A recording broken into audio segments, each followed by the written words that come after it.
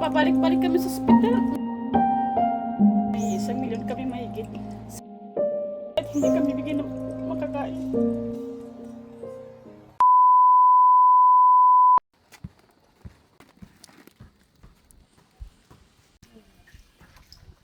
Pupunta kami kay Chris dyan yung may meningitis ba? Meningitis. No? Graduating criminology student. Kaya sayang naman. Dala natin ang yung mga mag-alala. Dala natin ang diaper tsaka gatas para sa kanya. Parang mga iba, mga pagkain na lang na magbabantay. Bali, dito na po yung bahay nila. Ito ba?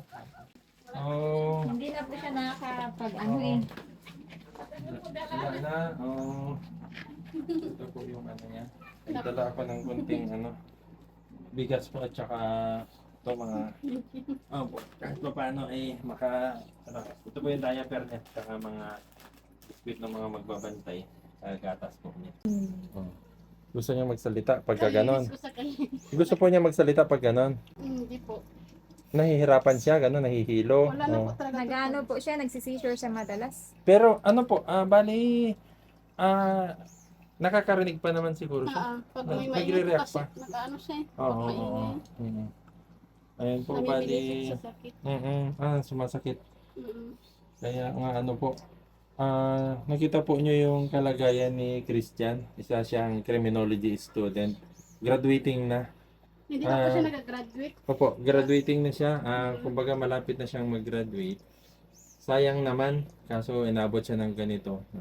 Trahedya ang tawag dito eh. Nag-start to ng pandemya po eh. Pandemya pa po nag-start. Mm-mm. Ano nga po ako dito dahil sa nakita ko sa post ni Ma'am Bernadette. Siya po yung dahilan kaya nagturo na nandito. Thank you. Po, napuntahan ko siya.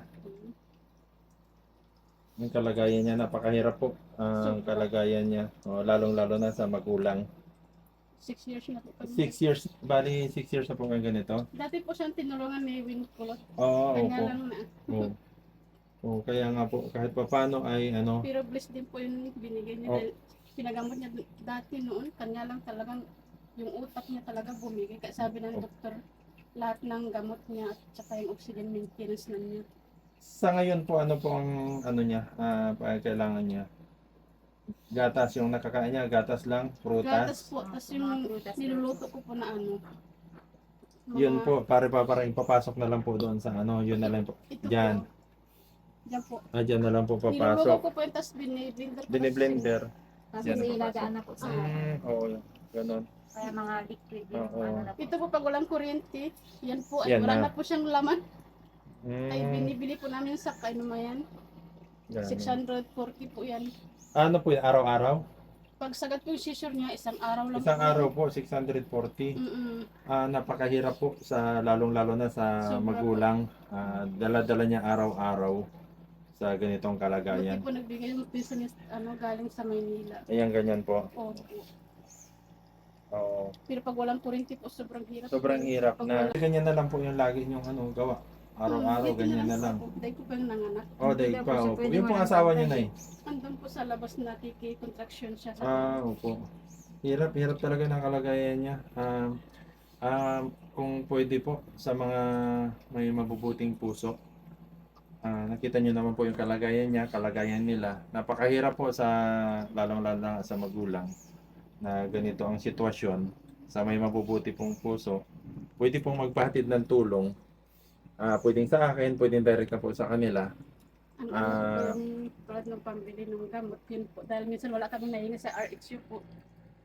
Dahil hindi po lahat nahingi. Diba? Ko po yung tulad ng gatas, diaper po niya. Opo. Tapos po yung mga prutas at gulay.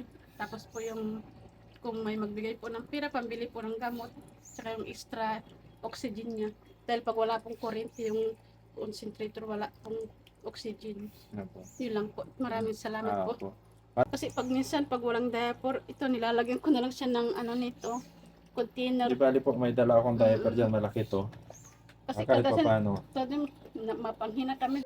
Siyempre, sobra.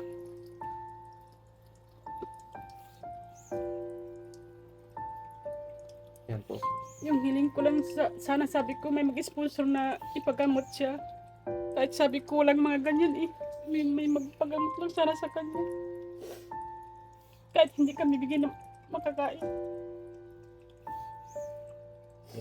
Malay po nyo, may magpahatid yung mga mayaman dyan. Kasi sabi noon sa ospital, pag may 1 milyon kami mahigit sa UST, sa Maynila, may papagamot. Sabi ko, kahit ibinta ko tong luma kong bahay. Balik-balik kami sa ospital. Minsan 2 linggo lang kami dito sa bahay, minsan 1 linggo. Kailan lang dinala namin sa ospital dahil nga inuubo-ubo siya. Clear naman yung ano niya. Tapos yung hindi siya halos natutulog. Hindi ko na siya tinutulugan yan halos.